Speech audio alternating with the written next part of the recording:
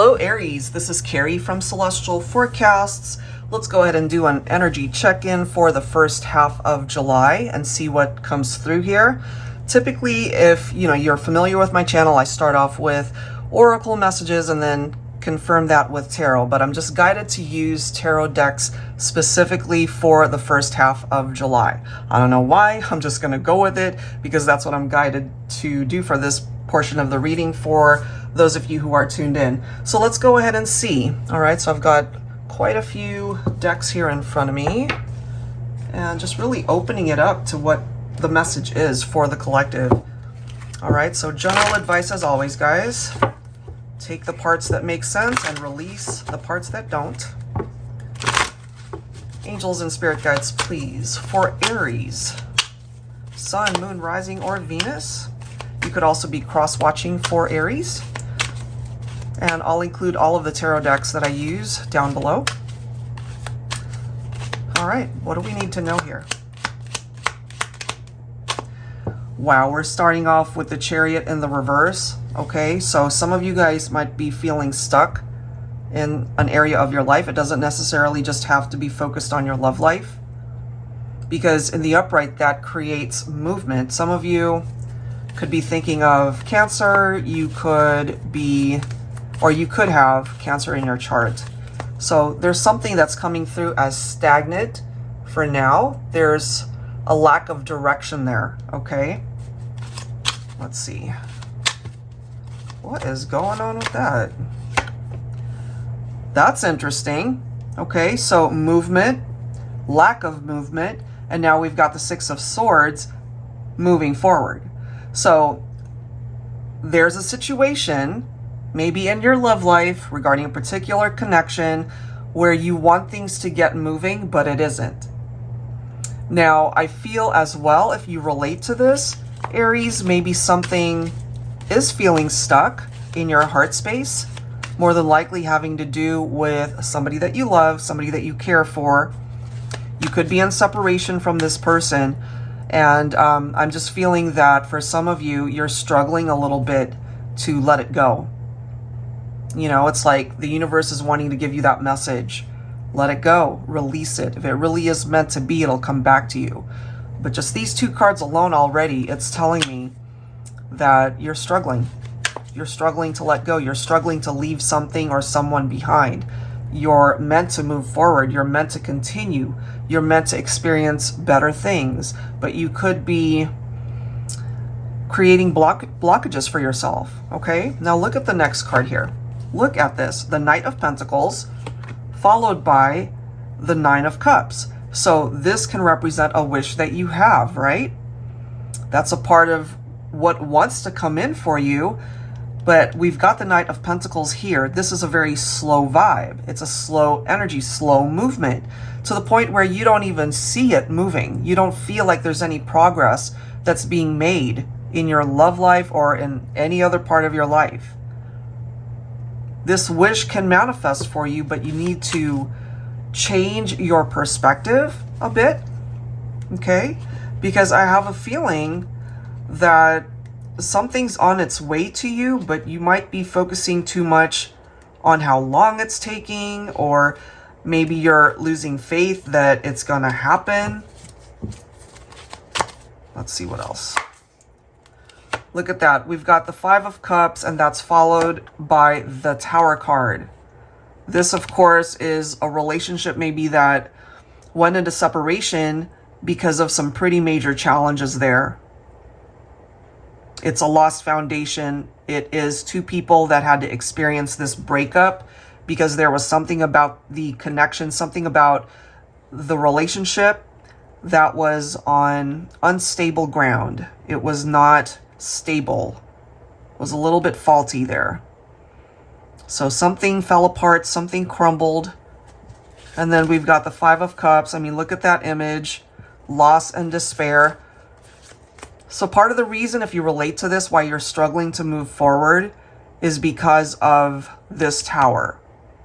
But the thing to learn about this particular card is, even though it either removes someone from your life or it really changes things regarding you and a particular person you might be focused on, I feel those changes need to happen because there's something about it that's disagreeable, or it just isn't a healthy connection there.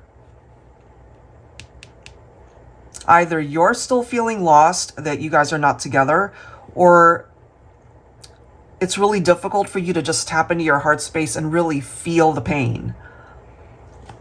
So there's healing for sure that needs to happen here if you relate to this. Okay, let's see what else.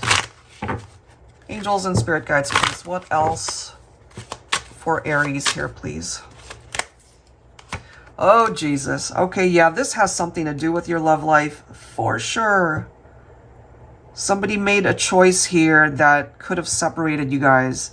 It could have been that they crossed a line, or sometimes that can represent infidelity. Sometimes it can represent a love triangle. I'm also feeling an unbalanced energy for some of you guys. And what I mean by that is you could have had so much love for this person, but maybe they weren't reciprocating in the same way, you know? And if that was the case, then maybe they had one foot out the door, or they had a roving eye. They had their eye on something else or someone else. You know, the whole grass is greener thing going on. How cool is this, though? Look at the next card. There we go. The Chariot in the upright. So I feel, even though things might be stagnant or moving so slow, and this is regarding somebody that you care for and love, but I have a feeling they did something to hurt you here. So it might move slow, but I do feel your healing will eventually take you here, where finally you can breathe and you just realize it's like, okay, that happened, but the rest of my life doesn't have to reflect off of that one choice or event that happened between me and so-and-so, whoever it is you're thinking about. Because this right here, it is about overcoming the obstacles and the challenges that you're facing. But the way we're seeing it first, you know, some of you guys might be feeling like, I can't do this. This is so hard. It hurts. You know, it hurts for me to let things go because there's so much of myself that I dedicated towards this person and connection. And I get that. I've experienced that. It's hard. But that's a very empowering set of cards coming through here. Even though it's in the reverse for now, it'll be in the upright eventually. Okay? Look at this. We have the Divine Feminine coming in as the Empress. Look at the next card.